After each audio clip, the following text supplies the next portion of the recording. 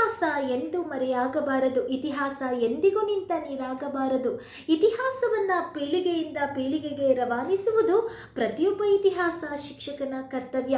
ಎಲ್ಲರಿಗೂ ಕೂಡ ನಮಸ್ಕಾರ. ನಾನು ನಿಮ್ಮೊಟ್ಟಿಗೆ ಶ್ವೇತಾ ಗೌಡ. ಆತ್ಮೀಯ ವಿದ್ಯಾರ್ಥಿಗಳೇ, ನಾನು ಈ ದಿನದ ಸಂಚಿಕೆಯಲ್ಲಿ 10ನೇ ತರಗತಿ ಸಮಾಜ ವಿಜ್ಞಾನದ ಇತಿಹಾಸ ವಿಭಾಗದ 3ನೇ ಅಧ್ಯಾಯವಾಗಿರುವ ಬ್ರಿಟಿಷ್ ಆಳ್ವಿಕೆಯ ಪರಿಣಾಮ, ಈ ಅಧ್ಯಾಯದ ಬಗ್ಗೆ ಬಹಳಷ್ಟು ವಿಚಾರಗಳನ್ನು ತಮ್ಮೊಟ್ಟಿಗೆ ಹಂಚಿಕೊಳ್ಳುವಂತಹ ಪ್ರಯತ್ನವನ್ನು ಮಾಡ್ತಾ ಇದ್ದೀನಿ. ಇದರ ಮುಂದುವರೆದ ಭಾಗವಾಗಿ ಈ ದಿನದ ಸಂಚಿಕೆಯಲ್ಲಿ ಬ್ರಿಟಿಷರು ಜಾರಿಗೆ ತಂದಂತಹ ಹೊಸ ಭೂ ಕಂದಾಯ ವ್ಯವಸ್ಥೆ ಹಾಗೂ ಅವರ ಕಾಲದಲ್ಲಿನ ಆಧುನಿಕ ಶಿಕ್ಷಣದ ಪ್ರಸಾರದ ಬಗ್ಗೆ ತಮಗೆ ಮಾಹಿತಿಯನ್ನು ಪರೀಕ್ಷಾ ದೃಷ್ಟಿಯಿಂದ ಇಲ್ಲಿ ತಾವೆಲ್ಲರೂ ಕೂಡ ಗಮನಿಸಬೇಕು. ಇದು ಕೇವಲ 10ನೇ ತರಗತಿಯ ಪಠ್ಯ ವಿಷಯದಲ್ಲಿರುವಂತಹ ಕಲಿಕಾಂಶ ಮತ್ತು ಪರೀಕ್ಷಾ ದೃಷ್ಟಿಯಿಂದ ಮಾತ್ರ ಅಲ್ಲಿರುವಂಥ ಅಂಶಗಳನ್ನು ಮಾತ್ರ ನಾನು ಇಲ್ಲಿ ತಮಗೆ ತಿಳಿಸ್ತಾ ಇರುವಂಥದ್ದು. ಇದನ್ನು ತುಂಬ ಆಳವಾಗಿ ನಾನು ಮುಂದಿನ ಎಪಿಸೋಡ್ಗಳಲ್ಲಿ, ಮುಂದಿನ ಸಂಚಿಕೆಗಳಲ್ಲಿ ತಿಳಿಸ್ಕೊಡುವಂತಹ ಪ್ರಯತ್ನವನ್ನು ಮಾಡ್ತೀನಿ. ಇದು ವಿದ್ಯಾರ್ಥಿಗಳಿಗೆ ಮಾತ್ರ ಪರೀಕ್ಷಾ ದೃಷ್ಟಿಯಿಂದ ಅಲ್ಲಿರುವಂತಹ ಕಲಿಕಾಂಶವನ್ನು ಮಾತ್ರ ಆಧಾರವಾಗಿಟ್ಟುಕೊಂಡು ನಾವು ವಿಷಯವನ್ನು ತಿಳಿಸ್ತಾ ಇದ್ದೀನಿ. ಈ ಒಂದು ಸಂಚಿಕೆಗೆ ತಮ್ಮೆಲ್ಲರಿಗೂ ಕೂಡ ಸ್ವಾಗತ. ಇಲ್ಲಿ ಈ ಒಂದು ಸಂಚಿಕೆಯಲ್ಲಿ ಬಹಳಷ್ಟು ವಿಚಾರಗಳನ್ನು ತಿಳಿಸೋದ್ರಿಂದ ಮಕ್ಕಳು ಕೊನೆವರೆಗೂ ಕೂಡ ಈ ಸಂಚಿಕೆಯನ್ನು ಸ್ಕಿಪ್ ಮಾಡಬೇಡಿ. ನನ್ನ ಯೂಟ್ಯೂಬ್ ಚಾನಲನ್ನು ಸಬ್ಸ್ಕ್ರೈಬ್ ಮಾಡಿ, ಪಕ್ಕದಲ್ಲಿರುವಂಥ ಬೆಲ್ ಐಕನ್ನ ಪ್ರೆಸ್ ಮಾಡೋದನ್ನು ಮರಿಲಿಕ್ಕೆ ಹೋಗಬೇಡಿ. ಹಾಗೆ ಈ ಒಂದು ವಿಡಿಯೋ ತಮಗೆ ಯೂಸ್ಫುಲ್ ಆಯ್ತಂತ ಅಂದರೆ, ಇಷ್ಟ ಆಯ್ತಂತ ಅಂದರೆ ಒಂದು ಲೈಕ್ನ ಕೊಡಿ. ಮಕ್ಕಳ, ನಾವು ಕಳೆದ ತರಗತಿಯಲ್ಲಿ ತಿಳ್ಕೊಂಡ್ವಿ, ಬ್ರಿಟಿಷ್ ಆಳ್ವಿಕೆಯ ಪರಿಣಾಮದಲ್ಲಿ ಬ್ರಿಟಿಷರು ರಾಜಕೀಯವಾಗಿ ಭಾರತವನ್ನು ಪ್ರವೇಶವನ್ನು ಮಾಡ್ತಾರೆ. ಹಂತವಾದ ರೀತಿಯಲ್ಲಿ ರಾಜಕೀಯದಲ್ಲಿ ಯಾವಾಗ ಅವರು ನೆಲೆಯೂರ್ತಾರೆ, ಆನಂತರದಲ್ಲಿ ಅವರು ಭಾರತದಲ್ಲಿ ಇನ್ನು ದೀರ್ಘಕಾಲ ಉಳಿಲಿಕ್ಕಾಗಿ ಅವರು ಆಡಳಿತಾತ್ಮಕವಾಗೂ ಕೂಡ ಬಹಳಷ್ಟು ಬದಲಾವಣೆಗಳನ್ನು ತರಬೇಕು ಅನ್ನುವಂತಹ ಉದ್ದೇಶದಿಂದ ಬಹಳಷ್ಟು ಹೊಸ ಬದಲಾವಣೆಗಳನ್ನು ತರೋದನ್ನು ನಾವು ಕಳೆದ ಸಂಚಿಕೆಯಲ್ಲಿ ನಾವು ತಿಳಿತಾ ಹೋದ್ವಿ. ಅದರಲ್ಲೂ ಕೂಡ ಅವರು ನಾಗರಿಕ ಸೇವಾ ಒಂದು ವ್ಯವಸ್ಥೆಯನ್ನು ಜಾರಿಗೆ ತಂದಿದ್ದಾಗಿರ್ಬೋದು, ನ್ಯಾಯಾಂಗ ವ್ಯವಸ್ಥೆಯನ್ನು ಜಾರಿಗೆ ತಂದಿದ್ದು, ಪೊಲೀಸ್ ವ್ಯವಸ್ಥೆಯನ್ನು ಜಾರಿಗೆ ತಂದಿದ್ದು, ಸೈನಿಕ ವ್ಯವಸ್ಥೆಯಲ್ಲಿ ಅವರು ತೆಗೆದುಕೊಂಡಂತಹ ಬದಲಾವಣೆಗಳನ್ನು, ಈ ರೀತಿ ಆಡಳಿತಾತ್ಮಕ ಬದಲಾವಣೆಗಳಲ್ಲಿ ಬಹಳಷ್ಟು ಬದಲಾವಣೆಗಳನ್ನು ಅವರು ಮಾಡಿರೋದನ್ನು ನಾವು ಕಳೆದ ಸಂಚಿಕೆಯಲ್ಲಿ ನೋಡ್ತಾ ಇದ್ವಿ. ಈ ಒಂದು ಸಂಚಿಕೆಯಲ್ಲಿ ಬ್ರಿಟಿಷರು ಜಾರಿಗೆ ತಂದಂತಹ ಭೂಕಂದಾಯ ಪದ್ಧತಿಗಳ ಬಗ್ಗೆ, ಅವರು ಭಾರತದಲ್ಲಿ ಜಾರಿಗೆ ತಂದಂತಹ ಹೊಸ ಭೂ ಕಂದಾಯ ವ್ಯವಸ್ಥೆಗಳ ಬಗ್ಗೆ ನಾವು ತಿಳ್ಕೊಳ್ಳುವಂತಹ ಪ್ರಯತ್ನವನ್ನು ಮಾಡೋಣ. ಆತ್ಮೀಯ ವಿದ್ಯಾರ್ಥಿಗಳೇ, ಬ್ರಿಟಿಷರು ಜಾರಿಗೆ ತಂದಂತಹ ಭೂ ಕಂದಾಯ ವ್ಯವಸ್ಥೆಗಳು ಕೇವಲ ಬ್ರಿಟಿಷರಿಗೆ ಉಪಯೋಗವಾಗ್ತಿತ್ತು ವಿನಃ ಬ್ರಿಟಿಷರು ಭಾರತದ ಸಂಪತ್ತನ್ನು ದೋಚಲಿಕ್ಕೆ ಇರುವಂತಹ ಮಾರ್ಗಗಳು ವಿನಃ ಇಲ್ಲಿ ಭಾರತೀಯರಿಗಾಗಲಿ ಭಾರತೀಯ ರೈತರಿಗಾಗಲಿ ಯಾರಿಗೂ ಕೂಡ ಯಾವುದೇ ರೀತಿಯಾದಂತಹ ಉಪಯೋಗ ಆಗುವಂತಹ ಒಂದು ಉದ್ದೇಶನೂ ಬ್ರಿಟಿಷರದಾಗಿರಲಿಲ್ಲ. ಹಾಗಿದ್ರೆ ಬ್ರಿಟಿಷರು, ನಿಮಗೆಲ್ಲ ಗೊತ್ತು, 1773 ರೆಗ್ಯುಲೇಟಿಂಗ್ ಆ್ಯಕ್ಟ್, ಮುಂದೆ ಓದ್ತಾ ಹೋಗ್ತೀವಿ. ಆ ಆ್ಯಕ್ಟ್ ಬಂದ ನಂತರವಾಗಿ, ಆ ಕಾಯ್ದೆಯ ನಂತರವಾಗಿ ಇಡೀ ಒಂದು ಬಂಗಾಳ ಪ್ರಾಂತ್ಯ ಬ್ರಿಟಿಷರ ಒಂದು ಆಡಳಿತ ಕೇಂದ್ರ ಆಯಿತು ಭಾರತದಲ್ಲಿ. ಏನು ಬಂಗಾಳದ ಗವರ್ನರ್ ಜನರಲ್ ಕೈಲಿ ಆಡಳಿತ ಹೋಗುತ್ತೆ ಮತ್ತು ಬಂಗಾಳವನ್ನು ಕೇಂದ್ರವಾಗಿಟ್ಟುಕೊಂಡು ಭಾರತವನ್ನು ಬ್ರಿಟಿಷ್ ಈಸ್ಟ್ ಇಂಡಿಯಾ ಕಂಪನಿ ಆಳ್ವಿಕೆಯನ್ನು ಮಾಡ್ತಾ ಇರುತ್ತೆ. ಇದೇ ಸಂದರ್ಭದಲ್ಲಿ ಬ್ರಿಟಿಷ್ ಈಸ್ಟ್ ಇಂಡಿಯಾ ಕಂಪನಿ ವಾರ್ಷಿಕವಾಗಿ ಯಾರಿಗೆ, ಬ್ರಿಟಿಷ್ ಸರ್ಕಾರಕ್ಕೆ 4 ಲಕ್ಷ ಪೌಂಡ್ ಹಣವನ್ನು ಕೊಡಬೇಕಾಗಿರುತ್ತೆ, ಪಾವತಿಯನ್ನು ಮಾಡಬೇಕಾಗಿರುತ್ತೆ. ಇದನ್ನು ಬ್ರಿಟಿಷ್ ಈಸ್ಟ್ ಇಂಡಿಯಾ ಕಂಪನಿಯ ಮೇಲೆ ಬ್ರಿಟನ್ ಸರ್ಕಾರ ಒಂದು ರೀತಿಯಲ್ಲಿ ತೆರಿಗೆಯ ರೀತಿಯಲ್ಲಿ ಅದು ಹೊರೆಯನ್ನು ಹಾಕಿರುತ್ತೆ. ವಾರ್ಷಿಕವಾಗಿ ಇಂತಿಷ್ಟು ಹಣವನ್ನು ನೀವು ಕೊಡಬೇಕಂತ ಅಂದ್ಬಿಟ್ಟು ಅದು ಹಣವನ್ನು ಹೇರಿರೋ ಅಂಥದ್ದು ಬ್ರಿಟಿಷ್ ಈಸ್ಟ್ ಇಂಡಿಯಾ ಕಂಪನಿಯ ಮೇಲೆ ಬ್ರಿಟಿಷ್ ಸರ್ಕಾರ ಏರಿರುತ್ತೆ. ಆಗ ಈ ಹಣವನ್ನು ಯಾವ ರೀತಿಯಾಗಿ ಭರಿಸೋದು, ಯಾವ ರೀತಿಯಾಗಿ ಈ ಹಣವನ್ನು ಭರಿಸಬೇಕು ಅನ್ನೋದು ಬ್ರಿಟಿಷ್ ಈಸ್ಟ್ ಇಂಡಿಯಾ ಕಂಪನಿ ಯೋಚನೆ ಮಾಡ್ತಾ ಇರುವಂಥ ಸಂದರ್ಭದಲ್ಲಿ, ಜೊತೆಗೆ ಅದು ಬ್ರಿಟಿಷ್ ಈಸ್ಟ್ ಇಂಡಿಯಾ ಕಂಪನಿ ತನ್ನ ಆರ್ಥಿಕ ಹಿತಾಸಕ್ತಿಯನ್ನು ಕೂಡ ಒಂದು ರೀತಿಯಲ್ಲಿ ಸುಧಾರಿಸ್ಕೊಳ್ಳೋದಕ್ಕಾಗಿ, ನವೀಕರಿಸಲಿಕ್ಕಾಗಿ ತನ್ನ ಆರ್ಥಿಕ ಹಿತಾಸಕ್ತಿಯನ್ನು ಕಾಪಾಡಿಕೊಳ್ಳುವಂಥ ಉದ್ದೇಶದಿಂದ ಅದು ಏನು ಮಾಡುತ್ತಂತ ಅಂದರೆ ಈ ಕಂದಾಯ ವ್ಯವಸ್ಥೆಗಳನ್ನು ಜಾರಿಗೆ ತರಲಾಗುತ್ತೆ. ಆ ಕಂದಾಯ ವ್ಯವಸ್ಥೆಗಳು ಯಾವ್ಯಾವುದಂತ ಅಂದರೆ, ಆ ಭೂಕಂದಾಯ ವ್ಯವಸ್ಥೆಗಳು ಯಾವ್ಯಾವುದಂತ ಅಂದರೆ, ಒಂದನೇದು ಜಮೀನ್ದಾರ್ ಪದ್ಧತಿ, ಅದನ್ನು ಕಾಯಂ ಗುತ್ತಾ ಪದ್ಧತಿ ಅಥವಾ ಕಾಯಂ ಜಮೀನ್ದಾರ್ ಪದ್ಧತಿ ಅಂತ ಕರೀಲಾಗುತ್ತೆ. ಇನ್ನು ನೆಕ್ಸ್ಟ್ ಒಂದು ಮಹಲ್ವಾರ್ ಪದ್ಧತಿ ಅಂತ, ಇನ್ನು ಮೂರನೇದಾಗಿ ರೈತಬಾರಿ ಪದ್ಧತಿ ಅಂತ. ಈ ಮೂರೂ ರೀತಿಯಾದಂತಹ ಪದ್ಧತಿಗಳನ್ನು ಬ್ರಿಟಿಷರು ಜಾರಿಗೆ ತರಲಾಗುತ್ತೆ. ಈ ಮೂರೂ ರೀತಿಯಾದಂತಹ ಪದ್ಧತಿಗಳ ಉದ್ದೇಶ ಒಂದೇ ಆಗಿರುತ್ತೆ. ಬ್ರಿಟಿಷ್ ಈಸ್ಟ್ ಇಂಡಿಯಾ ಕಂಪನಿ ರೈತರಿಂದ, ಭಾರತೀಯರಿಂದ ಹಣವನ್ನು ವಸೂಲಿ ಮಾಡೋದೇ, ಲಾಭವನ್ನು ಪಡ್ಕೊಳ್ಳೋದೇ ಅದರ ಮುಖ್ಯವಾದಂತಹ ಉದ್ದೇಶ ಆಗಿರುತ್ತೆ. ಇಲ್ಲಿ ಮತ್ತೆ ನೆನಪಲ್ಲಿಟ್ಕೊಳ್ಳಿ, ಇದರಿಂದ ಭಾರತೀಯ ರೈತರಿಗೆ ಯಾವುದೇ ರೀತಿಯಾದಂತಹ ಉಪಯೋಗ ಆಗಿರೋದಿಲ್ಲ. ಮೊದಲನೇದಾಗಿ ಜಮೀನ್ದಾರ್ ಪದ್ಧತಿ, ಇದನ್ನು ಕಾಯಂ ಜಮೀನ್ದಾರ್ ಪದ್ಧತಿ ಅಥವಾ ಕಾಯಂ ಗುತ್ತಾ ಪದ್ಧತಿ ಅಂತಲೂ ಕೂಡ ಕರೀಲಾಗುತ್ತೆ. ಈ ಪದ್ಧತಿಯನ್ನು ಜಾರಿಗೆ ತಂದಂಥವ್ರು ಯಾರು? ಈ ಪ್ರಶ್ನೆ ತುಂಬ ಸಲ ಬಂದಿದೆ. ಲಾರ್ಡ್ ಕಾರ್ನ್ವಾಲಿಸ್ ಕ್ರಿಸ್ತಶಕ 1793ರಲ್ಲಿ ಈ ಕಾಯ್ದೆಯನ್ನು ಜಾರಿಗೆ ತಂದಂಥವರು ಲಾರ್ಡ್ ಕಾರ್ನ್ವಾಲಿಸ್. ಇದೇ ಪಾಠದಲ್ಲಿ ಹೆಸರನ್ನ ಕೇಳಿದ್ದೀರಾ. ನಾಗರಿಕ ಸೇವಾ ವ್ಯವಸ್ಥೆಯನ್ನು ಜಾರಿಗೆ ತಂದಂಥವ್ರು ಅವರೇನೆ. ಜೊತೆಗೆ ಅವರು ಕಲ್ಕತ್ತಾದಲ್ಲಿ ಒಂದು ಫೋರ್ಟ್ ವಿಲಿಯಂ ಶಾಲೆಯನ್ನು ಕೂಡ ಕಾಲೇಜನ್ನು ಕೂಡ ಸ್ಥಾಪನೆ ಮಾಡೋದನ್ನು ನಾವು ನೋಡಲಾಗುತ್ತೆ. ಈ ರೀತಿಯಾಗಿ ಅವರು ಲಾರ್ಡ್ ಕಾರ್ನ್ವಾಲಿಸ್ ಜಾರಿಗೆ ತಂದಂಥದ್ದು ಯಾವುದು? ಜಮೀನ್ದಾರ್ ಪದ್ಧತಿಯನ್ನು ಜಾರಿಗೆ ತರಲಾಗುತ್ತೆ. ಇದನ್ನು ಮೊದಲು ಪ್ರಾರಂಭದಲ್ಲಿ ಬಿಹಾರ ಮತ್ತು ಬಂಗಾಳದಲ್ಲಿ ಇದನ್ನು ಜಾರಿಗೆ ತರಲಾಗುತ್ತೆ. ತದನಂತರದಲ್ಲಿ ಇದು ಆಂಧ್ರ ಪ್ರದೇಶ, ಒರಿಸ್ಸಾ ಮತ್ತು ವಾರಣಾಸಿಗಳಲ್ಲಿ ಹರಡೋದನ್ನು ಕೂಡ ನಾವು ಇಲ್ಲಿ ನೋಡ್ತಾ ಹೋಗ್ತೀವಿ. ಹಾಗಿದ್ರೆ ಈ ಪದ್ಧತಿ ಅಂದರೆ ಏನು ಜಮೀನ್ದಾರ್ ಪದ್ಧತಿ ಅಂದರೆ, ಬ್ರಿಟಿಷರು ಆದಾಯವನ್ನು ರೈತರಿಂದ ಆಗಿರ್ಬೋದು ಅಥವಾ ಕಂದಾಯವನ್ನು ಈಸಿಯಾಗಿ ತಗೊಳ್ಳಿಕ್ಕೆ, ಬಹಳ ಸುಲಭವಾಗಿ ತಗೊಳ್ಳಿಕ್ಕೆ ಅವರು ಬಳಸ್ಕೊಂಡಂತಹ ಒಂದು ಅಸ್ತ್ರನೇ ಜಮೀನ್ದಾರರಾಗ್ತಾರೆ. ಜಮೀನ್ದಾರರಿಗೆ ಅವರು ಭೂಮಾಲೀಕತ್ವವನ್ನು ಕೊಡಲಾಗುತ್ತೆ. ಈ ಪದ್ಧತಿಯ ಪ್ರಕಾರವಾಗಿ ಬ್ರಿಟಿಷರು ಜಮೀನ್ದಾರರನ್ನ ಭೂಮಿಯ ಒಡೆಯರನ್ನಾಗಿ ಮಾಡ್ತಾರೆ. ಇಡೀ ಭೂಮಿಯ ಮಾಲೀಕತ್ವವನ್ನು ಅವರಿಗೆ ಕೊಡಲಾಗುತ್ತೆ. ಭೂಮಾಲೀಕತ್ವವನ್ನು ಕೊಡೋದ್ರ ಜೊತೆಗೆ ಅವ್ರು ಏನು ಮಾಡ್ತಾರಂತ ಅಂದರೆ, ಅವರು ಒಂದಿಷ್ಟು ನಿಗದಿಪಡಿಸ್ತಾರೆ. ಪ್ರತಿ ವರ್ಷ ಇಷ್ಟು ಕಂದಾಯವನ್ನು ತಾವು ನಮಗೆ ಕೊಡಬೇಕು ಅಂತ ನಿಗದಿಪಡಿಸಲಾಗುತ್ತೆ. ಯಾರು? ಬ್ರಿಟಿಷ್ ಈಸ್ಟ್ ಇಂಡಿಯಾ ಕಂಪನಿ ಜಮೀನ್ದಾರರನ್ನು ಭೂ ಒಡೆಯರನ್ನಾಗಿ ಮಾಡೋದ್ರ ಜೊತೆಗೆ ಅವರಿಗೆ ಕಂದಾಯವನ್ನು ಕಟ್ಟುವಂತಹ ಒಂದು ನಿರ್ಬಂಧವನ್ನು ಕೂಡ ಅವ್ರಿಗೆ ನೀಡಲಾಗುತ್ತೆ. ಈ ರೀತಿಯಾಗಿ ಜಮೀನ್ದಾರರ ಮೂಲಕವಾಗಿ ಬ್ರಿಟಿಷರು ಈಸಿಯಾದಂತಹ ರೀತಿಯಲ್ಲಿ ಸುಲಭವಾಗಿ ಅವರು ಕಂದಾಯವನ್ನು ವಸೂಲಿ ಮಾಡಿಕೊಳ್ಳಿಕ್ಕೆ ಜಮೀನ್ದಾರರನ್ನು ಒಂದು ಅಸ್ತ್ರವನ್ನಾಗಿ ಇಲ್ಲಿ ಬ್ರಿಟಿಷರು ಬಳಸ್ಕೊಳ್ತಾರೆ. ಯಾವ ಆಸೆಯನ್ನು ತೋರಿಸಿ? ಭೂ ಮಾಲೀಕತ್ವದ ಆಸೆಯನ್ನು ತೋರಿಸೋದ್ರ ಮೂಲಕವಾಗಿ ಅವ್ರನ್ನ ಕಂದಾಯವನ್ನು ವಸೂಲಿ ಮಾಡ್ಕೊಳ್ಳೋದಕ್ಕೆ ಒಂದು ಸಾಧನವನ್ನಾಗಿ ಅವ್ರನ್ನ ಬಳಸ್ಕೊಳ್ಳಾಗುತ್ತೆ. ಈ ಪದ್ಧತಿಯ ಪ್ರಕಾರವಾಗಿ ರೈತರು ಮತ್ತು ಬ್ರಿಟಿಷರ ನಡುವೆ ಜಮೀನ್ದಾರರು ಒಂದು ರೀತಿಯಲ್ಲಿ ಮೀಡಿಯೇಟರ್ ಆಗಿ, ಅಂದರೆ ಮಧ್ಯಸ್ಥಿಕರಾಗಿ ಇಲ್ಲಿ ಕೆಲಸವನ್ನು ಮಾಡ್ತಾ ಇರ್ತಾರೆ.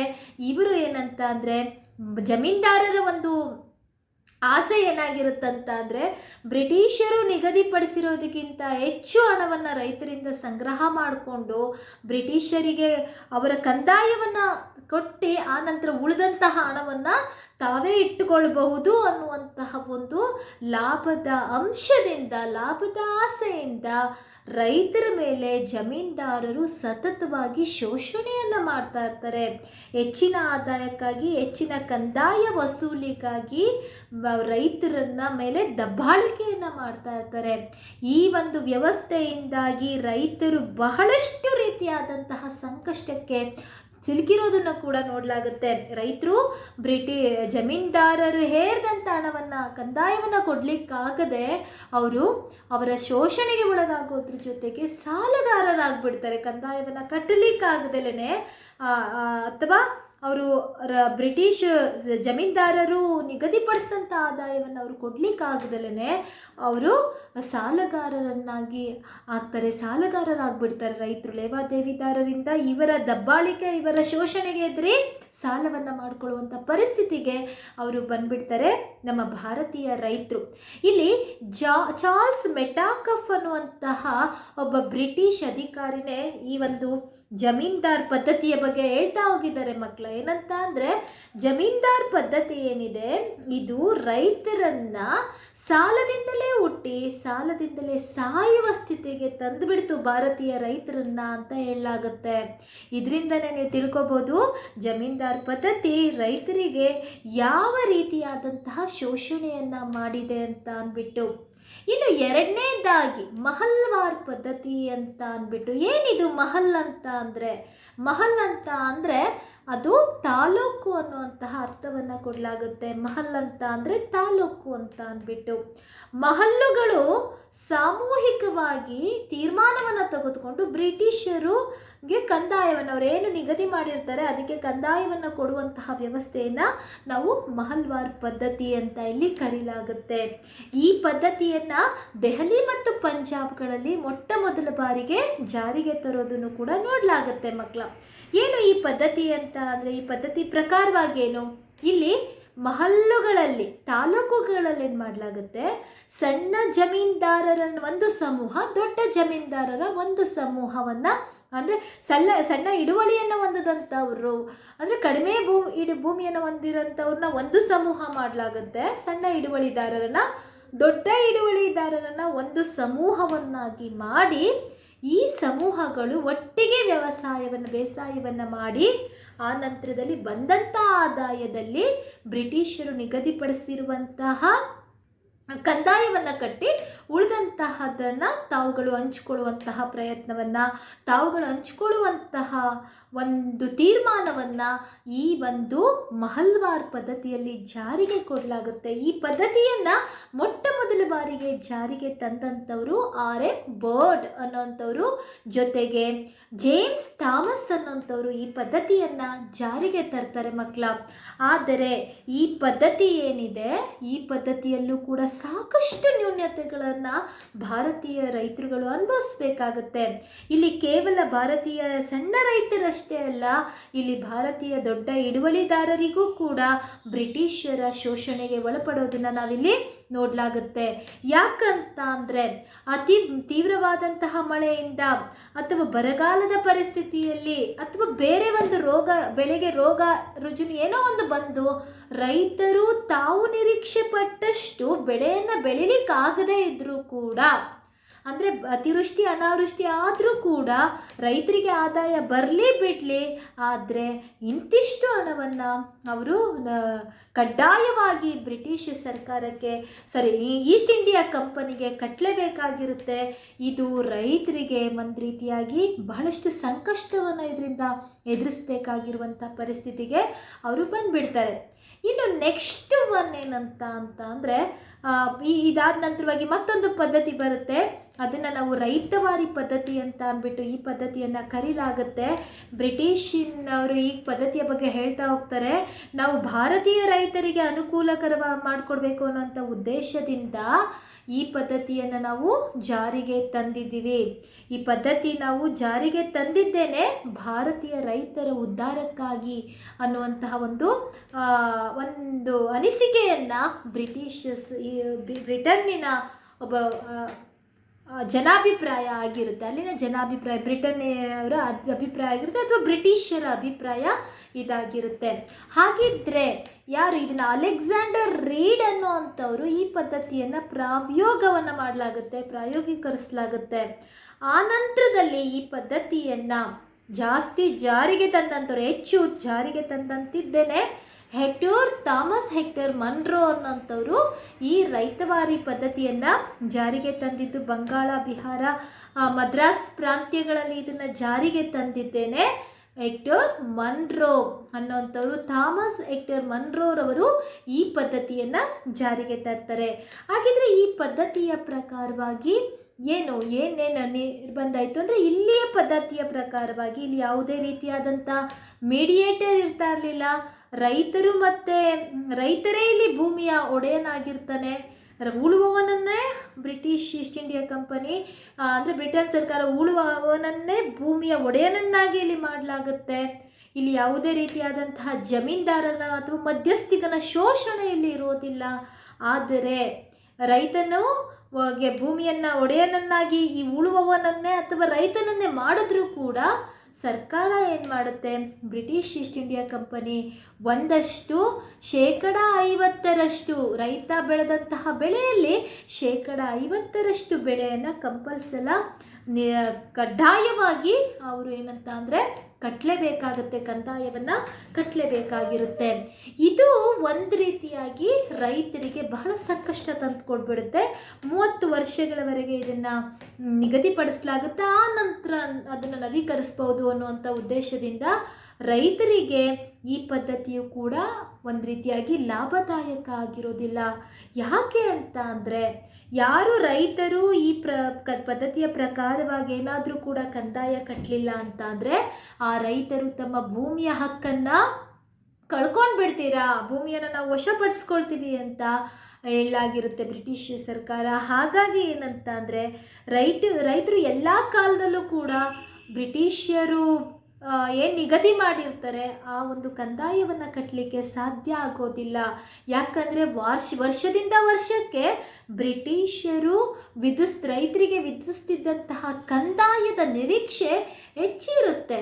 ಆದರೆ ರೈತರಿಗೆ ಯಾವುದೇ ರೀತಿಯಾದಂತಹ ಪ್ರಕೃತಿ ವಿಕೋಪಗಳಾದಂಥ ಸಂದರ್ಭದಲ್ಲಿ ಬೆಳೆಗೆ ತಕ್ಕ ಆದಂಥ ಆದಾಯ ಬರದೇ ಇದ್ದಂಥ ಸಂದರ್ಭದಲ್ಲೂ ಕೂಡ ಕಡ್ಡಾಯವಾಗಿ ಬ್ರಿಟಿಷರಿಗೆ ಅವರು ಏನನ್ನ ಕಟ್ಟಬೇಕಾಗಿರುತ್ತೆ ಅಂದರೆ ಕಂದಾಯವನ್ನು ಕಟ್ಟಬೇಕಾಗಿರುತ್ತೆ. ಇದು ರೈತರಿಗೆ ಒಂದು ರೀತಿಯಾಗಿ ನಿರ್ಗತಿಕರನ್ನಾಗಿ ಮಾಡಿಬಿಡುತ್ತೆ. ರೈತರು ಕಂದಾಯವನ್ನು ಕಟ್ಟಲಿಕ್ಕೆ ಆಗದಲೇ ಎಲ್ಲಿ ಭೂಮಿಯನ್ನು ಕಳ್ಕೊಂಡು ಬಿಡ್ತೀವಿ ಅನ್ನುವಂಥ ಉದ್ದೇಶದಿಂದ ಅವರು ಲೇವಾದೇವಿದಾರರಿಂದ ಸಾಲವನ್ನು ಪಡೆದು ಅವ್ರೇನು ಮಾಡ್ತಾ ಇರ್ತಾರಂತ ಅಂದರೆ ಕಂದಾಯವನ್ನು ಕಟ್ತಾರೆ. ಹೀಗಾಗಿ ಈ ಲೇವಾದೇವಿದಾರರ ಹಾವಳಿ ಈ ಒಂದು ಪದ್ಧತಿಯಿಂದ ಹೆಚ್ಚಾಗೋದನ್ನು ಕೂಡ ನೋಡಲಾಗುತ್ತೆ. ರೈತರೇನಾಗ್ತಾರೆ, ಈ ಒಂದು ಪದ್ಧತಿಯಿಂದ ನಿರ್ಗತಿಕರಾಗಿ ಶೋಷಣೆಗೊಳಗಾಗಿ ಅವರು ಕೂಡ ಬೀದಿಗೆ ಬರುವಂತಹ ಪರಿಸ್ಥಿತಿಗೆ ಬಂದುಬಿಡ್ತಾರೆ. ಈ ರೀತಿಯಾಗಿ ಈ ಬ್ರಿಟಿಷರು ಜಾರಿಗೆ ತಂದಂಥ ಈ 3 ಪದ್ಧತಿಗಳೇನಿದೆ, ಈ 3 ಪದ್ಧತಿಗಳು ಕೂಡ ಭಾರತೀಯ ರೈತರಿಗೆ ಯಾವುದೇ ರೀತಿಯಾದಂತಹ ಲಾಭದಾಯಕವಾಗಿರೋದಿಲ್ಲ. ಇದರ ಉದ್ದೇಶ ರೈತರಿಂದ ಚೆನ್ನಾಗಿ ದುಡಿಸ್ಕೊಳ್ಳೋ ಅಂಥದ್ದು, ಬ್ರಿಟಿಷರು ಲಾಭವನ್ನು ಪಡೆಯೋದು, ಪರೋಕ್ಷವಾದಂಥ ರೀತಿಯಲ್ಲಿ ಬ್ರಿಟಿಷರು ಲಾಭವನ್ನು ಪಡೆಯೋದು ಅತ್ಯಂತ ಪ್ರಮುಖವಾದಂಥ ಉದ್ದೇಶ ಆಗಿತ್ತು. ಹಾಗಿದ್ರೆ ಈ ಬ್ರಿಟಿಷರು ಜಾರಿಗೆ ತಂದಂತಹ ಭೂಕಂದಾಯ ವ್ಯವಸ್ಥೆಯಿಂದ ಯಾವೆಲ್ಲ ಪರಿಣಾಮಗಳಾಗುತ್ತೆ? ಬ್ರಿಟಿಷರು ಜಾರಿಗೆ ತಂದಂಥ ಈ ಭೂಕಂದಾಯ ವ್ಯವಸ್ಥೆಯಿಂದ ಬಹಳಷ್ಟು ದುಷ್ಪರಿಣಾಮಗಳು ಭಾರತೀಯ ರೈತರ ಮೇಲಾಗುತ್ತೆ. ಅಂದರೆ ಇಲ್ಲಿ ಇದು ಬ್ರಿಟಿಷರಿಗೆ ಮಾತ್ರ ಇದು ಲಾಭದಾಯಕವಾಗಿರುತ್ತೆ. ಭಾರತೀಯ ರೈತರು ಇದರಿಂದ ಬಹಳಷ್ಟು ಶೋಷಣೆಗೆ ಒಳಗಾಗ್ತಾರೆ, ನಿರ್ಗತಿಕರಾಗ್ತಾರೆ, ಹಲವಾರು ಜನ ಸಾಲಿಗರಾಗ್ಬಿಡ್ತಾರೆ, ಬೀದಿಗೆ ಬೀಳುವಂಥ ಪರಿಸ್ಥಿತಿಗೆ ಅವರು ಬಂದ್ಬಿಡ್ತಾರೆ. ಈ ಒಂದು ಬ್ರಿಟಿಷರು ತಂದಂಥ ಈ ಪದ್ಧತಿಯಿಂದಾಗಿ ಜಮೀನ್ದಾರರೆಂಬುವಂತಹ ಶೋಷಿತ ವರ್ಗ ಇಲ್ಲಿ ಉಟ್ಕೊಳ್ಳುತ್ತೆ. ಜೊತೆಗೆ ಲೇವಾದೇವಿದಾರರೆನ್ನುವಂತಹ ಒಂದು ವರ್ಗಕ್ಕೆ ಇದು ಉತ್ತೇಜನವನ್ನು ನೀಡುತ್ತೆ, ಅವರ ಬೆಳವಣಿಗೆಗೆ ಉತ್ತೇಜನವನ್ನು ಇಲ್ಲಿ ನೀಡಲಾಗುತ್ತೆ. ಈ ಪದ್ಧತಿಯಿಂದ ಭೂಮಿಯು ಒಂದು ಕೇವಲ ಮಾರಾಟದ ವಸ್ತುವಾಗಿ ಮಾತ್ರ ಮಾರ್ಪಾಟಾಗುತ್ತೆ. ಜೊತೆಗೆ ಈ ಪದ್ಧತಿಯಲ್ಲಿ ಏನು ಭೂಮಿಯನ್ನು ಅಲ್ಲಿ ಬೆಳೀತಿದ್ರಲ್ಲ ರೈತರು ಬೆಳೆಯನ್ನು, ಆ ಬೆಳೆಯಲ್ಲಿ ಇಲ್ಲಿ ಕೃಷಿ ಬೆಳೆಗಿಂತಲೂ ವಾಣಿಜ್ಯ ಬೆಳೆಗೆ ಹೆಚ್ಚು ಪ್ರೋತ್ಸಾಹವನ್ನು ನೀಡಲಾಗುತ್ತೆ, ಹೆಚ್ಚು ಪ್ರಾಶಸ್ತ್ಯವನ್ನು ಬ್ರಿಟಿಷರು ನೀಡ್ತಾರೆ. ಯಾಕಂತ ಅಂದರೆ ಈ ಟೈಮಲ್ಲಾಗಲೇ 18ನೇ ಶತಮಾನದಲ್ಲಿ ಇಂಗ್ಲೆಂಡಿನ ಕೈಗಾರಿಕಾ ಕ್ರಾಂತಿಯಿಂದಾಗಿ ಕೈಗಾರಿಕೆಗಳಿಗೆ ಅನುಗುಣವಾಗಿರುವಂತಹ ಕಚ್ಚಾ ಪದಾರ್ಥಗಳನ್ನು ರೈತರು ಬೆಳಿಬೇಕಾಗುತ್ತೆ. ಈ ರೀತಿಯಾಗಿ ಬಹಳಷ್ಟು ರೀತಿಯಾದಂತಹ ಹಲವಾರು ರೀತಿಯಾದಂತಹ ಸಂಕಷ್ಟಗಳಿಗೆ ರೈತರು ಇಲ್ಲಿ ಒಳಗಾಗೋದನ್ನು ನೋಡಲಾಗುತ್ತೆ. ಇದೆಲ್ಲ ಕೂಡ ಬ್ರಿಟಿಷರು ಜಾರಿಗೆ ತಂದಂತಹ ಭೂ ಕಂದಾಯ ವ್ಯವಸ್ಥೆಯಿಂದಾದಂತಹ ಬದಲಾವಣೆಗಳಾಯಿತು. ಇನ್ನು ನೆಕ್ಸ್ಟ್ ಏನಂತ ಅಂದರೆ ಬ್ರಿಟಿಷರು ಜಾರಿಗೆ ತಂದಂಥ ಆಧುನಿಕ ಶಿಕ್ಷಣದ ಪ್ರಸಾರದ ಬಗ್ಗೆ ತಿಳ್ಕೊಳ್ಳೋದೇ ಆದರೆ ತಾವೆಲ್ಲರೂ ಕೂಡ ಬ್ರಿಟಿಷರು ಯಾಕೆ ಇಲ್ಲಿ ಭಾರತದಲ್ಲಿ ಆಧುನಿಕ ಶಿಕ್ಷಣವನ್ನು ಪ್ರಸಾರ ಮಾಡಲಿಕ್ಕೆ ಯೋಚನೆಯನ್ನು ಮಾಡಿದ್ರು, ಯಾಕೆ ಭಾರತದಲ್ಲಿ ಇಂಗ್ಲಿಷ್ ಶಿಕ್ಷಣ ಪದ್ಧತಿಯನ್ನು ಜಾರಿಗೆ ತಂದರು ಅನ್ನೋದನ್ನು ನೋಡೋದೇ ಆದರೆ, ಪ್ರಾಚೀನ ಭಾರತದ ಇತಿಹಾಸವನ್ನು ನೋಡಿದಂಥ ಸಂದರ್ಭದಲ್ಲಿ ಬಹಳ ಪುರಾತನ ಕಾಲದಲ್ಲಿ ವಿದ್ಯೆ ಅನ್ನೋದು, ಶಿಕ್ಷಣ ಅನ್ನೋದು ಕೇವಲ ಕೆಲವೊಂದು ವರ್ಗಕ್ಕೆ ಮಾತ್ರ ಸೀಮಿತ ಆಯಿತು.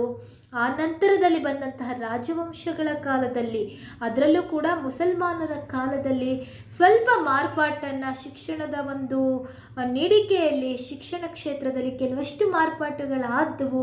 ಆ ನಂತರದಲ್ಲಿ ಬಂದಂತಹ ಬ್ರಿಟಿಷರು ಏನು ಮಾಡ್ತಾರಂತ ಅಂದರೆ, ಶಿಕ್ಷಣದಲ್ಲಿ, ಭಾರತೀಯ ಶಿಕ್ಷಣದಲ್ಲಿ ಹಲವಾರು ರೀತಿಯಾದಂತಹ ಮಾರ್ಪಾಟುಗಳನ್ನು ತರುವಂತಹ ಪ್ರಯತ್ನವನ್ನು ಮಾಡಲಾಗುತ್ತೆ.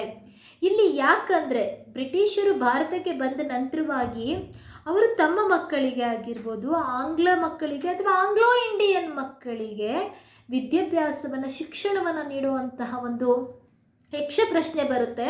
ಆಗ ಯಾವ ರೀತಿಯಾಗಿ ಶಿಕ್ಷಣವನ್ನು ನೀಡಬೇಕು ಅನ್ನೋದು ಅವ್ರಿಗೆ ಒಂದು ದೊಡ್ಡ ಪ್ರಶ್ನೆ ಆದಂಥ ಸಂದರ್ಭದಲ್ಲಿ ಪ್ರಾರಂಭದಲ್ಲಿ ಆಂಗ್ಲೋ ಇಂಡಿಯನ್ನರಿಗೆ ಮತ್ತು ಆಂಗ್ಲನ್ ಮಕ್ಕಳಿಗೆ ಮಾತ್ರ ಏನಂತ ಅಂದರೆ, ಅವರು ಕೆಲವು ಸಮುದಾಯದವರಿಗೆ ಮಾತ್ರ ಅವರು ಪ್ರಾರಂಭದಲ್ಲಿ ಶಿಕ್ಷಣವನ್ನು ನೀಡ್ತಾ ಇರ್ತಾರೆ. ಆದರೆ ಆ ನಂತರದಲ್ಲಿ ಪ್ರಪ್ರಥಮ ಬಾರಿಗೆ ಆಧುನಿಕ ಶಿಕ್ಷಣಕ್ಕೆ, ಭಾರತದಲ್ಲಿ ಆಧುನಿಕ ಶಿಕ್ಷಣಕ್ಕೆ ಉತ್ತೇಜನವನ್ನು ನೀಡಿದಂಥವರು ಪ್ರಥಮರು ಯಾರು ಅಂತ ಕೇಳ್ಬೋದು ಪ್ರಶ್ನೆನ. ಭಾರತದಲ್ಲಿ ಆಧುನಿಕ ಶಿಕ್ಷಣವನ್ನು ಉತ್ತೇಜಿಸಿದವರು, ಅದನ್ನು ನೀಡಬೇಕು ಭಾರತದಲ್ಲಿರುವಂತಹ ಮಕ್ಕಳಿಗೂ ಅಂತ ಉತ್ತೇಜನವನ್ನು ನೀಡಿದಂಥವರು ವಾರನ್ ಹೇಸ್ಟಿಂಗ್. ವಾರನ್ ಹೇಸ್ಟಿಂಗನು ಆಧುನಿಕ ಶಿಕ್ಷಣ ಪದ್ಧತಿಗೆ ಭಾರತದಲ್ಲಿ ಬ್ರಿಟಿಷ್ ಸರ್ಕಾರಕ್ಕೆ ಉತ್ತೇಜಿಸಿದಂತಹವರು ವಾರನ್ ಹೇಸ್ಟಿಂಗ್ ಆಗ್ತಾನೆ. ಇದೇ ಒಂದು ಉದ್ದೇಶದಿಂದ ಕಲ್ಕತ್ತಾದಲ್ಲಿ ಮದರಸ ಅನ್ನುವಂಥ ಒಂದು ಕಾಲೇಜನ್ನು ಅವರು ಸ್ಥಾಪನೆಯನ್ನು ಮಾಡ್ತಾರೆ, ವಾರನ್ ಹೇಸ್ಟಿಂಗ್. ಇದೇ ಸಂದರ್ಭದಲ್ಲಿ ಮತ್ತೊಬ್ಬ ವ್ಯಕ್ತಿ ಬ್ರಿಟಿಷ್ ಅಧಿಕಾರಿಯಾದಂಥವರು ಜೋನಾಥನ್ ಡೊಂಕನ್ ಅನ್ನುವಂಥವ್ರು, ಇವರು ಕೂಡ ಏನಂತ ಅಂದರೆ ಬನರಸದಲ್ಲಿ ಒಂದು ಸಂಸ್ಕೃತ ಶಾಲೆಯನ್ನು ಕೂಡ ಇವರು ಸ್ಟಾರ್ಟ್ ಮಾಡ್ತಾರೆ. ಕೇಳ್ತಾರೆ, ಜೋನಾಥನ್ ಡೊಂಕನ್ ರವರು ಸ್ಥಾಪನೆ ಮಾಡಿದಂತಹ ಶಾಲೆ ಯಾವುದು ಅಂದರೆ ಬನರಸದಲ್ಲಿ ಒಂದು ಸಂಸ್ಕೃತ ಕಾಲೇಜನ್ನು ಅವರು ಸ್ಥಾಪನೆ ಮಾಡೋದನ್ನು ನೋಡಲಾಗುತ್ತೆ. ಆ ನಂತರದಲ್ಲಿ ಅವರು ಆ ಒಂದು ಇದನ್ನು ಮಾಡಲಾಗುತ್ತೆ. ನೆಕ್ಸ್ಟ್ ಏನಂತ ಅಂದರೆ, ಆಧುನಿಕ ಶಿಕ್ಷಣದ ಪ್ರಸಾರಕ್ಕೆ ವಿಸ್ತರಣೆಯನ್ನು ಮಾಡಿದಂಥವ್ರು, ಭಾರತದಲ್ಲಿ ವಿಸ್ತರಿಸಿದಂಥವರು, ಉತ್ತೇಜನ ನೀಡಿದ್ದು ವಾರನ್ ಹೇಸ್ಟಿಂಗ್ ಆದರೆ ಅದಕ್ಕೆ ವಿಸ್ತರಣೆಯನ್ನು ಮಾಡಿದಂಥದ್ದು, ಆಧುನಿಕ ಶಿಕ್ಷಣ ಪದ್ಧತಿಯನ್ನು ಭಾರತದಲ್ಲಿ ವಿಸ್ತರಿಸುವಂತಹದಕ್ಕೆ ಪ್ರೋತ್ಸಾಹವನ್ನು ನೀಡಿದಂಥದ್ದು ಚಾರ್ಲ್ಸ್ ಗ್ರಾಂಟ್ ಅನ್ನೋಂಥವ್ರು. ಈ ರೀತಿಯಾಗಿ ಆಧುನಿಕ ಶಿಕ್ಷಣ ಪದ್ಧತಿ ಹಂತ ಹಂತವಾದಂಥ ರೀತಿಲಿ ಭಾರತದಲ್ಲಿ ಬೆಳೀತಾ ಬರುತ್ತೆ ಮಕ್ಕಳ. ಅದರಲ್ಲೂ ಕೂಡ ಏನಾಗುತ್ತೆ, 1828ರಲ್ಲಿ ಭಾರತದಲ್ಲಿ ವಿಲಿಯಂ ಬೆಂಟಿಂಕ್ ಅನ್ನುವಂತಹ ಗವರ್ನರ್ ಜನರಲ್ ಬರುವಂಥ ಸಂದರ್ಭ, ಆ ಬ್ರಿಟಿಷ್ ಗವರ್ನರ್ ಜನರಲ್ ಬಂದಂಥ ಸಂದರ್ಭದಲ್ಲಿ ಶಿಕ್ಷಣದಲ್ಲಿ ಮತ್ತಷ್ಟು ಮಾರ್ಪಾಟನ್ನು ಭಾರತದಲ್ಲಿ ತರುವಂಥ ಉದ್ದೇಶವನ್ನು ಇಟ್ಟುಕೊಂಡು ತನ್ನ ಕಾರ್ಯಾಂಗದಲ್ಲಿದ್ದಂಥ ಸದಸ್ಯರಾಗಿರುವಂಥವರನ್ನು ಲಾರ್ಡ್ ಮೆಕಾಲೆ, ಇವರು ಕಾನೂನಿನ ಸಲಹೆಗಾರರಾಗಿರ್ತಾರೆ ಕಾರ್ಯಾಂಗದಲ್ಲಿ, ಅವರನ್ನು ವಿಲಿಯಂ ಬೆಂಟಿಂಕ್ ಏನು ಮಾಡ್ತಾರಂದರೆ ಒಂದು ಟೀಮನ್ನು ಮಾಡಿ, ಒಂದು ತಂಡವನ್ನು ಮಾಡಿ ಯಾವ ರೀತಿಯಾದಂಥ ಶಿಕ್ಷಣವನ್ನು ಭಾರತೀಯರಿಗೆ ನೀಡಬೇಕು ಅಂತ ಒಂದು ವರದಿಯನ್ನು ಸಲ್ಲಿಸಲಿಕ್ಕೆ ಒಂದು ತಂಡವನ್ನು ನೇಮಕ ಮಾಡಲಾಗುತ್ತೆ. ಯಾರು? ವಿಲಿಯಂ ಬೆಂಟಿಂಕನ ಒಂದು ಗವರ್ನರ್ ಜನರಲ್ ಆಗಿದ್ದಂಥ ವಿಲಿಯಂ ಬೆಂಟಿಂಕ್ರವರು ಲಾರ್ಡ್ ಮೆಕಾಲೆರವರನ್ನು ಏನಂತ ಅಂದರೆ ಯಾವ ರೀತಿಯಾದಂಥ ಶಿಕ್ಷಣವನ್ನು ಭಾರತದಲ್ಲಿ ಕೊಡ್ಬೋದು ಅನ್ನೋದಕ್ಕೆ ಅವ್ರನ್ನ ನೇಮಕವನ್ನು ಮಾಡಲಾಗುತ್ತೆ. ಆಗ ಮೆಕಾಲೆ ಏನಂತ ಅಂದರೆ, ಲಾರ್ಡ್ ಮೆಕಾಲೆ ಸುದೀರ್ಘವಾಗಿ ಯೋಚನೆಯನ್ನು ಮಾಡಿ ಸುದೀರ್ಘವಾಗಿ ಅಧ್ಯಯನವನ್ನು ಮಾಡೋದ್ರ ಮೂಲಕ ಅವರು ತಮ್ಮ ವರದಿಯಲ್ಲಿ ಈ ರೀತಿಯಾಗಿ ಹೇಳ್ತಾರೆ, ಅವರು ಭಾರತೀಯರು ರಕ್ತ ಮಾಂಸದಲ್ಲಿ ಮಾತ್ರ ಅವರು ಭಾರತೀಯರಾಗಿರಬೇಕು ವಿನಃ ಅವರ ಆಸೆ, ಅವರ ಅಭಿರುಚಿ, ಅವರ ಅಭಿಪ್ರಾಯ ಮತ್ತು ಬುದ್ಧಿವಂತಿಕೆಯಲ್ಲಿ ಅವರು ಇಂಗ್ಲೀಷರಾಗಬೇಕು. ಆ ರೀತಿಯಾದಂಥ ಶಿಕ್ಷಣವನ್ನು ನಾವು ಅವರಿಗೆ ನೀಡಬೇಕು. ಮೂಲತಃ ರಕ್ತ ಮಾಂಸದಲ್ಲಿ ಹುಟ್ಟಿನಿಂದ ನಾವು ಭಾರತೀಯರಾಗಿರೋದನ್ನ ಅವ್ರನ್ನ ಪರಿವರ್ತನೆ ಮಾಡೋದಕ್ಕಾಗೋದಿಲ್ಲ. ಅವರು ಭಾರತೀಯರು ಅನ್ನೋದು ಕೇವಲ ರಕ್ತ ಮಾಂಸದಲ್ಲಿ ಇರಬೇಕು. ನಾವು ಅವರಿಗೆ ಇಡೀ ಬ್ರಿಟನ್ ಸಂಸ್ಕೃತಿಯನ್ನು, ಬ್ರಿಟನ್ನಿನ ಅಭಿರುಚಿಯನ್ನು, ಅವರ ಅಭಿಪ್ರಾಯವನ್ನು, ಅವರ ನಾಲೆಡ್ಜನ್ನು ಅಲ್ಲಿ ನಾವು ಬೆಳೆಸಬೇಕು ಅನ್ನುವಂಥದ್ದು ಒಂದು ವರದಿಯಲ್ಲಿ ಸಲ್ಲಿಸೋದ್ರ ಮೂಲಕವಾಗಿ ಇಂಗ್ಲೀಷ್ ಶಿಕ್ಷಣಕ್ಕೆ ಆತ ಪ್ರೋತ್ಸಾಹವನ್ನು ನೀಡ್ತಾನೆ. ಮೆಕಾಲೆಯ ವರದಿ ಅನ್ವಯವಾಗಿ ಲಾರ್ಡ್ ವಿಲಿಯಂ ಬೆಂಟಿಂಕ್ ಏನು ಮಾಡ್ತಾನಂತ ಅಂದರೆ ಭಾರತದಲ್ಲಿ ಇಂಗ್ಲೀಷ್ ಶಿಕ್ಷಣವನ್ನು ಜಾರಿಗೆ ತರುವಂತಹ ಪ್ರಯತ್ನವನ್ನು ಮಾಡಲಾಗುತ್ತೆ. ಇಂಗ್ಲೀಷ್ ಶಿಕ್ಷಣ ಸರಿಸುಮಾರು 18ನೇ ಶತಮಾನದಲ್ಲಿ 1830ರಿಂದ ಈಚೆಗೆ ಇಂಗ್ಲೀಷ್ ಶಿಕ್ಷಣ, ಇಂಗ್ಲೀಷ್ ಮಾಧ್ಯಮ ಅನ್ನೋಂಥದ್ದು ಶಿಕ್ಷಣದಲ್ಲಿ ಬರೋದನ್ನು ನಾವು ನೋಡಲಾಗುತ್ತೆ. ಈ ರೀತಿಯಾಗಿ ಕ್ರೈಸ್ತ ಶಾಲೆಗಳು ಭಾರತದಲ್ಲಿ ಪ್ರವೇಶವನ್ನು ಮಾಡೋದನ್ನು ನೋಡಲಾಗುತ್ತೆ. ಕ್ರೈಸ್ತ ಮಿಷನರಿ ಶಾಲೆಗಳು ಭಾರತದಲ್ಲಿ ಪ್ರವೇಶವನ್ನು ಮಾಡಲಾಗುತ್ತೆ. ಇಂಗ್ಲೀಷ್ ಒಂದು ಅಭಿರುಚಿಯಾದಂತಹ ಭಾಷೆ ಆಗೋದನ್ನು, ದೇಶಾದ್ಯಂತ ಅದ್ಭುತವಾದಂತಹ ಭಾಷೆ ಕಲಿಕೆಯಲ್ಲಿ, ಶಿಕ್ಷಣದಲ್ಲಿ ಒಳ್ಳೆಯ ಭಾಷೆಯಾಗಿ ಮಾರ್ಪಾಟಾಗೋದನ್ನು ನೋಡಲಾಗುತ್ತೆ.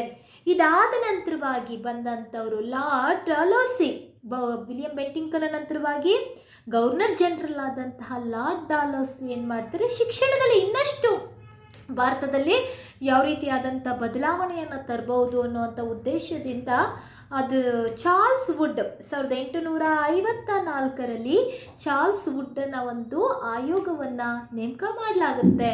ಚಾರ್ಲ್ಸ್ ವುಡ್ನ ಆಯೋಗ ಏನಂತ ಅಂದರೆ ಅದು ಕೂಡ ತನ್ನ ವರದಿಯನ್ನು ನೀಡ್ತಾರೆ ಲಾರ್ಡ್ ಡಾಲೌಸಿಗೆ. ಅದರ ಅನ್ವಯವಾಗಿ ಕಲ್ಕತ್ತಾ, ಮುಂಬೈ ಮತ್ತು ಮದ್ರಾಸ್ಗಳಲ್ಲಿ ಆ ಚಾರ್ಲ್ಸ್ ವುಡ್ನ ಆಯೋಗದಲ್ಲಿ ಮುಂಬೈ, ಮದ್ರಾಸ್ ಮತ್ತು ಕಲ್ಕತ್ತಾದಲ್ಲಿ ನೂತನ ವಿಶ್ವವಿದ್ಯಾನಿಲಯಗಳನ್ನು ಸ್ಥಾಪನೆ ಮಾಡಬೇಕು ಅನ್ನೋದು ಆ ವರದಿಯಲ್ಲಿರುತ್ತೆ. ಆ ವರದಿಯ ಅನ್ವಯವಾಗಿಯೇ ಲಾರ್ಡ್ ಡಾಲೌಸಿ ಕಲ್ಕತ್ತಾ, ಮುಂಬೈ ಮತ್ತು ಮದ್ರಾಸ್ಗಳಲ್ಲಿ ಹೊಸ ವಿಶ್ವವಿದ್ಯಾನಿಲಯಗಳನ್ನು ಸ್ಟಾರ್ಟ್ ಮಾಡಲಾಗುತ್ತೆ. ಈ ರೀತಿಯಾಗಿ ಆಧುನಿಕ ಶಿಕ್ಷಣ ಪದ್ಧತಿ, ಬ್ರಿಟಿಷರ ಇಂಗ್ಲೀಷ್ ಶಿಕ್ಷಣ ಪದ್ಧತಿ ಭಾರತದಲ್ಲಿ ಹಂತ ಹಂತವಾದಂಥ ರೀತಿಯಲ್ಲಿ ಬೆಳೀತಾ ಬರುತ್ತೆ.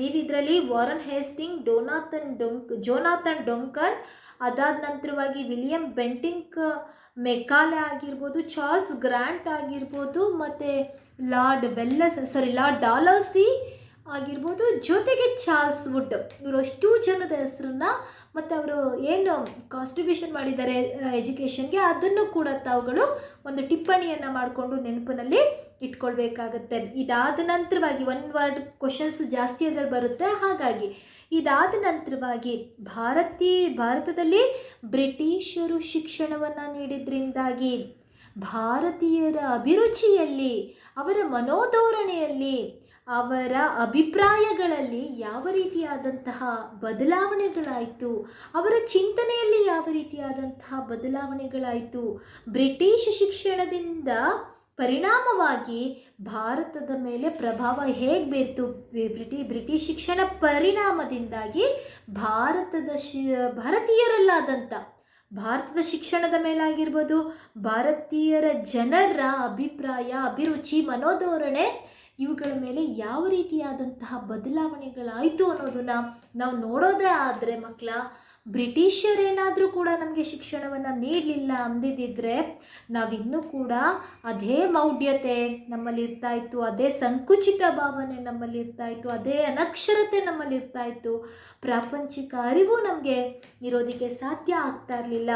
ಬ್ರಿಟಿಷರು ಭಾರತದಲ್ಲಿ ಶಿಕ್ಷಣವನ್ನು, ನಮಗೆ ಇಂಗ್ಲೀಷ್ ಶಿಕ್ಷಣವನ್ನು ನೀಡಿದ್ರಿಂದಾಗಿ ಭಾರತೀಯರಲ್ಲಿ ಒಂದು ರೀತಿಯಲ್ಲಿ ಹೇಳ್ಬೇಕಂತ ಅಂದರೆ ಅವರಲ್ಲಿ ಪ್ರಜಾಪ್ರಭುತ್ವ ಭಾವನೆ ಬೆಳೀತು, ರಾಷ್ಟ್ರೀಯವಾದದ ಭಾವನೆ ಬೆಳೆಯಿತು, ಐಕ್ಯತೆ ಭಾವನೆ ಅನ್ನೋದು ಅವರಲ್ಲಿ ಬೆಳೀತಾ ಹೋಗುತ್ತೆ. ಎಲ್ಲ ವಿಚಾರಗಳನ್ನು ವೈಚಾರಿಕವಾಗಿ ಅಧ್ಯಯನ ಮಾಡಬೇಕು ಅನ್ನುವಂಥದ್ದು ಅವರಿಗೆ ಬೆಳೀತಾ ಹೋಗುತ್ತೆ. ಅವರಲ್ಲಿ ಆ ರೀತಿಯಾದಂತಹ ಅವರ ಮನೋಧೋರಣೆಯಲ್ಲಿ ಬಹಳಷ್ಟು ಚಿಂತನೆಗಳಲ್ಲಿ ಅವರು ಬದಲಾವಣೆ ಆಗೋದನ್ನು ನೋಡಲಾಗುತ್ತೆ. ಜೊತೆಗೆ ಇಲ್ಲಿ ರಾಷ್ಟ್ರಾಭಿಮಾನ, ಪ್ರಾಂತ್ಯಾಭಿಮಾನ, ಭಾಷಾಭಿಮಾನಗಳು ಬೆಳೀಲಿಕ್ಕೆ ಸಾಧ್ಯ ಆಗುತ್ತೆ. ಇದರಿಂದಾಗಿ ಸಾಹಿತ್ಯಗಳಲ್ಲಿ ಮತ್ತು ಸಂಸ್ಕೃತಿ ಮತ್ತು ಸಾಹಿತ್ಯದಲ್ಲಿ ಬಹಳಷ್ಟು ಬರವಣಿಗೆಗಳಲ್ಲಿ ಹೆಚ್ಚು ಪ್ರಗತಿಯನ್ನು ಭಾರತೀಯರು ಕಾಣ್ತಾರೆ. ವೃತ್ತಪತ್ರಿಕೆಗಳು ಬೆಳವಣಿಗೆ ಆಗುತ್ತೆ. ವೃತ್ತಪತ್ರಿಕೆಗಳ ಮೂಲಕವಾಗಿ ಇಡೀ ಭಾರತೀಯರಲ್ಲಿ ಒಂದು ರೀತಿಲಿ ರಾಷ್ಟ್ರ ಪ್ರೇಮವನ್ನು, ರಾಷ್ಟ್ರೀಯ ಐಕ್ಯತೆಯನ್ನು ಬೆಳೆಸಲಿಕ್ಕೆ ಅತಿ ಪ್ರಮುಖವಾದಂತಹ ಕಾರಣಗಳಲ್ಲಿ ಒಂದಾಗುತ್ತೆ. ಅಷ್ಟೇ ಅಲ್ಲ, ಬ್ರಿಟಿಷ್ ಶಿಕ್ಷಣ ಪದ್ಧತಿಯಿಂದ ವಿದ್ಯಾವಂತ ವರ್ಗ ಒಂದುಟ್ಕೊಳ್ಳುತ್ತೆ ನಮ್ಮಲ್ಲಿ.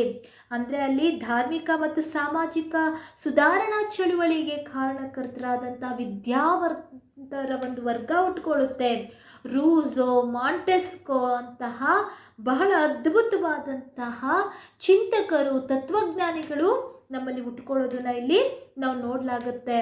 ಜೊತೆಗೆ ನಮಗೆ ಬೇರೆ ದೇಶದ ಸ್ವಾತಂತ್ರ್ಯದ ಚಳುವಳಿಯ ಅರಿವಾಗುತ್ತೆ. ನಿಮಗೆ ರಷ್ಯಾ ಕ್ರಾಂತಿ, ಅಮೇರಿಕಾ ಕ್ರಾಂತಿ, ಫ್ರಾನ್ಸ್ ಕ್ರಾಂತಿ ಇದೆಲ್ಲ ಕೂಡ ಅವ್ರು ಹೇಗೆ ಫ್ರೀಡಮ್ ಆದರು ಅನ್ನೋದ್ರ ಬಗ್ಗೆ ನಮಗೆ ಮಾಹಿತಿಗಳು, ಅಲ್ಲಿಗೆ ಅದರ ಅರಿವು ನಮಗಾಗುತ್ತೆ. ಟೋಟಲ್ ಆಗಿ ಹೇಳ್ಬೇಕಂತ ಅಂದರೆ ಭಾರತೀಯರಲ್ಲಿ ಏನು ಬಾವಿಯೊಳಗಿನ ಕಪ್ಪೆ ರೀತಿ ಇದ್ದಂತಹ ಭಾರತೀಯರಿಗೆ ವಿಶಾಲವಾದ ಪ್ರಪಂಚದ ಚಿತ್ರಣ ಗೊತ್ತಾಗುತ್ತೆ. ಪಾಶ್ಚಾತ್ಯ ಸಂಸ್ಕೃತಿಯ ಪ್ರಭಾವ ಅದು ಬರುತ್ತೆ.